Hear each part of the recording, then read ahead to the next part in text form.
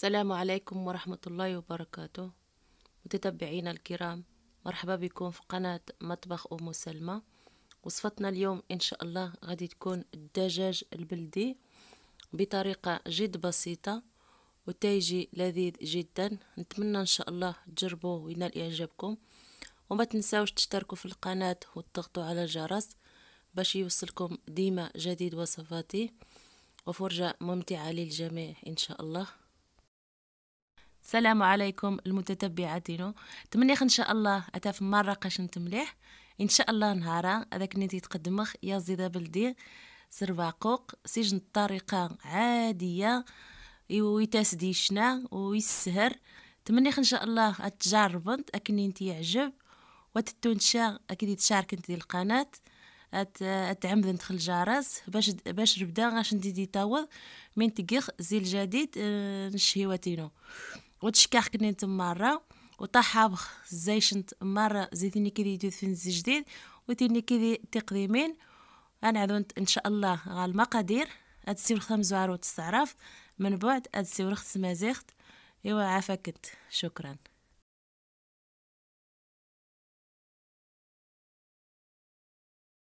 بالنسبة لي المقادير عندي الدجاج البلدي اللي نقيته مزيان وخليته يستقطر،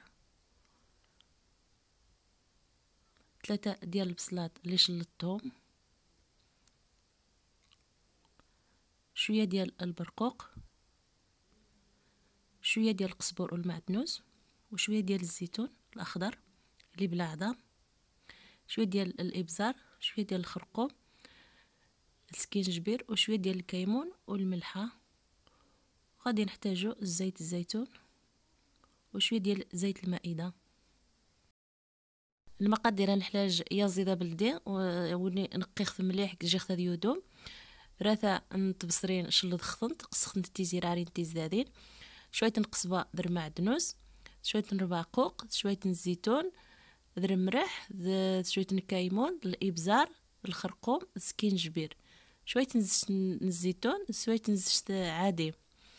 جرات الضغط غادي نضيف قليل من زيت الزيتون وزيت المائدة، من بعد غادي نضيف قطع ديال الدجاج وغنضيف ليهم ملعقة صغيرة ديال الملحة والتوابل اللي ذكرت، قليل من الكيمون والإبزار والخرقوم والسكينجبير. غادي نحركو شوية نخليوه يتشحر لعدة دقائق، شي 5 دقائق على نار هادئة.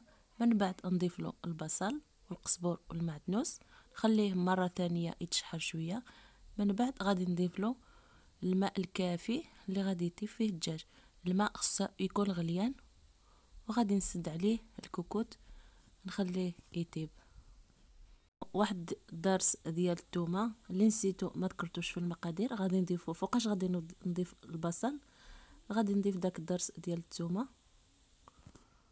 دي كوكوت مينوت انك شويه نزجت الزيتون شويه نزجت عادي دي السين انا انق دي فتوثين نويا زيد انق رمرح داخل جاش مزيان ترمرح، انق شويه الكيمون، شويه الابزار، شويه الخرقوم، شويه السكينجبير، انج هذه شي حاجه دروست ايش 5 مينوت اسنسنقس ثيمسي زسني انق ربصر درقصبوا در معدنوس وديجن يعد نتي الشاث التوخ وثيذ نخشى ذي المقادير شتفت زانت من بعد ذي الفيديو إلا جيغاست أثنج هذه شحا شوية 5 فسوس، ومن بعد هذا سنقامان ميدي غايو وشان بلع كوكوت مينوت امان اخساسنق امان وان وانتك شي امان دي سماضن.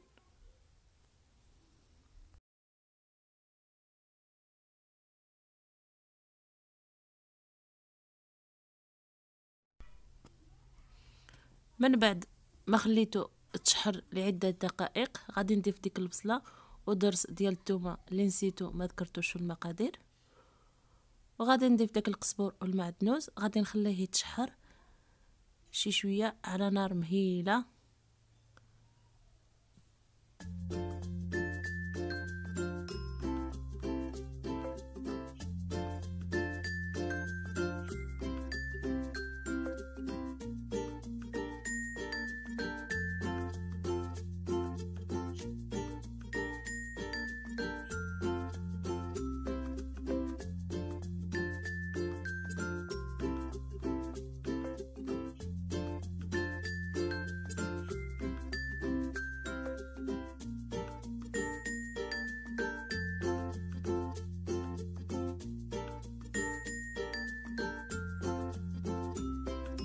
من بعد ما خلينا الدجاج تشحر مزيان، غادي نحركوه شويه. غادي نضيف له واحد الكاس ديال الماء خصو يكون غليان ماشي بارد، وغادي نسد عليه الكوكوت نخليه حتى يطيب.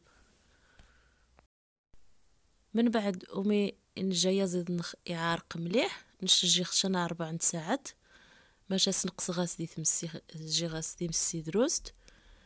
هذا سنعني يجنش كاس هو من ضم قران يخمن يخستاف موان وش خاص نبلع كوكوت هثنجاديو.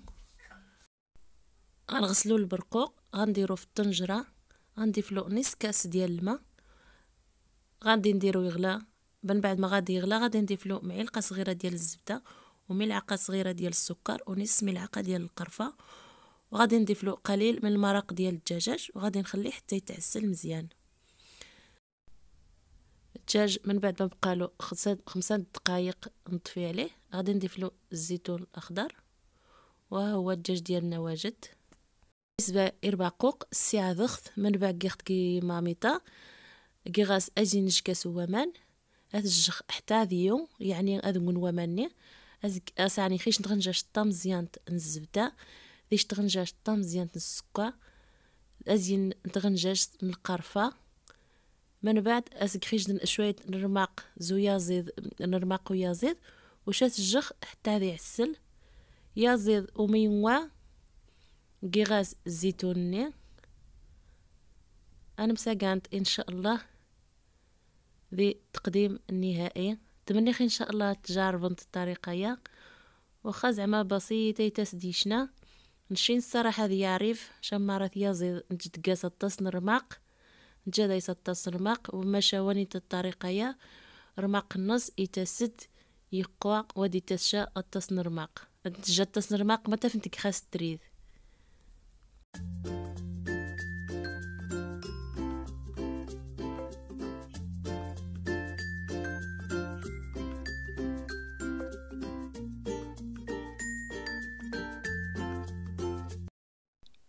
هو البرقوق من بعد ما غلا وضفت له 2 معالق ديال المرق ديال الدجاج كما كتشوفوا ضفت له معلقه صغيره ديال الزبده ومعلقه صغيره ديال السكر وغنضيف له نص معلقه ديال القرفه وغادي نخليه يتعسل.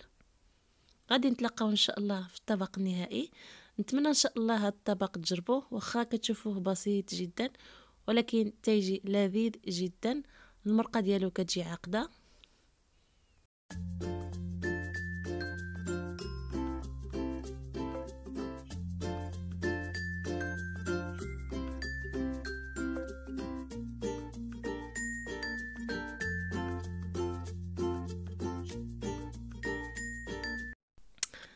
الباقوق من بعد ومين ويتعسل روح يازيد قي وجد الباقوق يوجد انا عماضي التبسي غنقيمات طبرنش مرحبا بكم مره يدوم.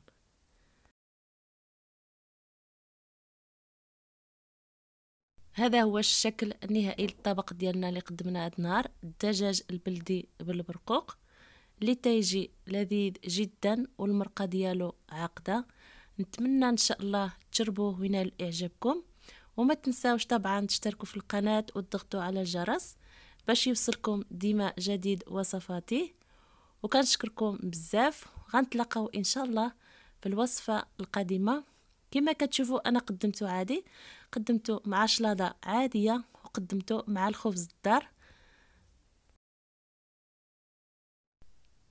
هذا الطبق اني كارو نقدم نهارا يا زيدا بلدي سرباقوق الصراحه يتسد يفوح يزيد يتسد رماق النص يقوى نشقد مشتوارين تيك الشلاضه عادي ذغرو من تداث.